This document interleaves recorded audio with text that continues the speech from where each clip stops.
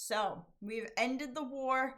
They've surrendered at Appomattox Courthouse, and the Union is living great. And all we need to do now is reconstruct this whole section into the Union. And who better to do that than our 6'4" tall friend Abraham Lincoln? He's great, right? He's going to be president. He's going to reconstruct us back into the Union. Unfortunately, Mr. Lincoln does not make it that much longer than the war itself. So, 5 days after the surrender at Appomattox, Lincoln decides he is going to take his lovely wife, Mary Todd, to a play at Ford's Theater. And while he was there, he is assassinated in his viewing booth by John Wilkes Booth. He dies not instantly, but not that much later. And he never actually lives to see the Emancipation become the 13th Amendment, which it will. But we will get to that in a moment. We need to look at some totals from the war, because the Civil War, it is one of the bloodiest wars of American history. And let's be real, there hasn't been that many on American soil, so it's not hard to hold that title. But still, about 600,000 men die during this war. That's a lot. And 400,000 men are wounded. And like I said in that other video, if you go to Gettysburg, the amount of monuments are just overwhelming. You cannot turn around without a monument for somebody, some regiment, some group dying, dead, and it's horrifying. $15 billion in direct costs at the end of the war. And then we need more money to deal with the war debts, the pensions we owe the soldiers, interest on those debts, all that stuff. Plus, we need to reconstruct the Union. And now the government is left with a lot of questions. Number one, what do we do about this? How is the South going to be rebuilt? Number two, how do formerly enslaved men and women fit into society? Because we have spent all of this time talking about how they are freed, but they shouldn't be equal to white people. And there was this concept of going back to Africa, right? We're going to send them to Liberia. And there's a group that's all about that. But not everybody's doing that. Not everybody wants to do that. So how are we going to take all of these formerly enslaved people and now integrate them into the society that we've spent the past 200 years saying they don't actually belong in? How is the South going to be rebuilt? Not only how will they be rebuilt into the Union, but how are they going to be rebuilt from all the damage? Sherman burned down half of Georgia. Like, how are they going to be rebuilt? We need to do that, and we need the money to do it. And most importantly, who is in charge of watching all of this happen and get done? Is it the South? Is it the president? Or is it the Congress? And at this point, who is the president? Is he even going to be that good? Because Lincoln was assassinated. So we are stuck with his BP. I'm not saying he's a good guy or a bad guy. I'm just saying, he wasn't there. He was there for the war, but he's not the one running it. And now he's in charge. And so now we are going to get into the next step of this process here. The war has ended. We need to reunify the whole country. And we are going to turn to what becomes known as the concept of Reconstruction. And Reconstruction is a very difficult topic. I'll be honest, we're probably going to have to break this up into more than one 10-minute video because there's a lot going on.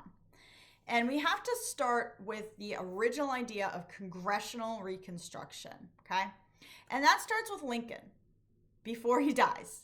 Lincoln had an original Reconstruction plan back in 1863 when he was emancipating people and giving speeches. He had come up with this plan called the 10% plan. You need to know that the 10% plan was a really big deal, right? Okay? The goal of the 10% plan is that a state can rejoin the Union when 10% of the voters from the election of 1860 took an oath of allegiance to the United States. So we're going back to pre-secession. We are looking at how many people voted in the election of 1860, or how many people were allowed to vote. And then when 10% of that group, and there have to be men because women aren't allowed to vote, neither enslaved people, so it has to be white men. When 10% of that population has taken an oath of allegiance to the United States, that state can legally rejoin the Union without many repercussions. There's still going to be issues because you seceded from the Union, but they will be dealt with accordingly. Once they have taken the oath, the state will get a formal government established by probably somebody from Congress, and the president is going to recognize the new government for that state, which means that you still have some control over your state laws and governing bodies. It's the idea that Lincoln really wants to go forward with. The radical Republicans are not happy about this. This is not radical at all, and they don't want this. And Congress does not enact this plan.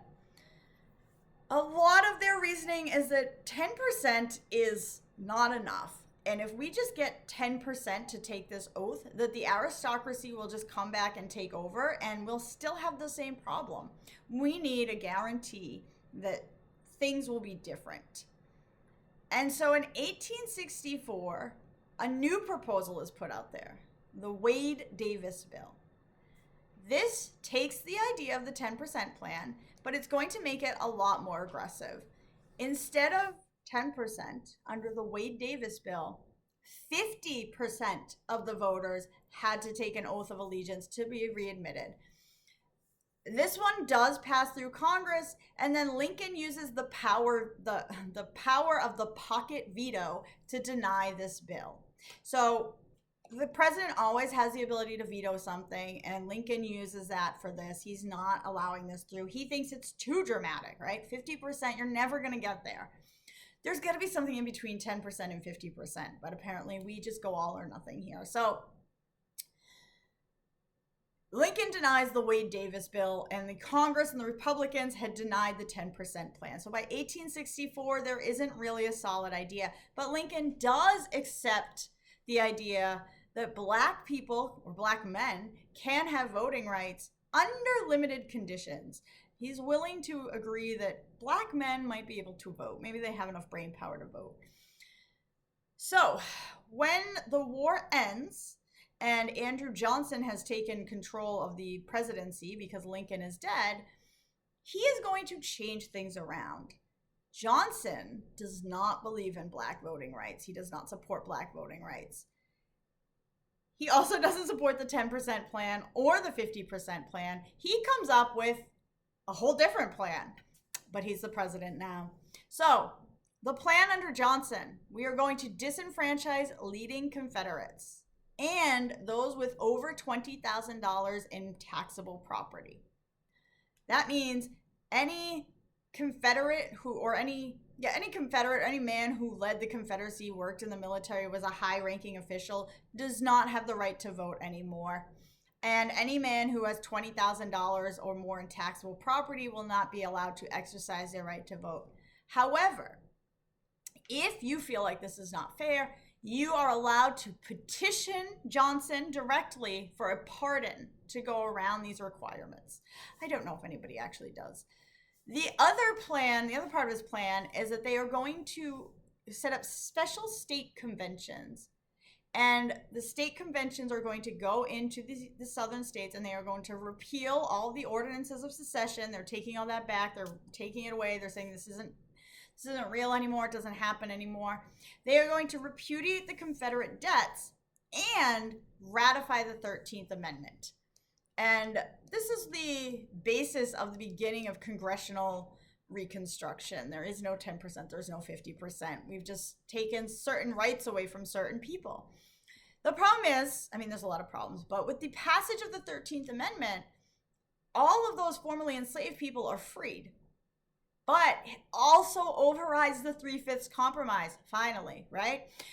You cannot just change the Constitution. You need an amendment. The amendment that says that you cannot be held in enslavement nullifies the 3/5 compromise because there's no enslaved people anymore. So there's nobody to count as part of your property, as part of your representation. But this actually gives the South more congressional representation because now they're counting all those formerly enslaved people as part of their population. And we are at 10 minutes.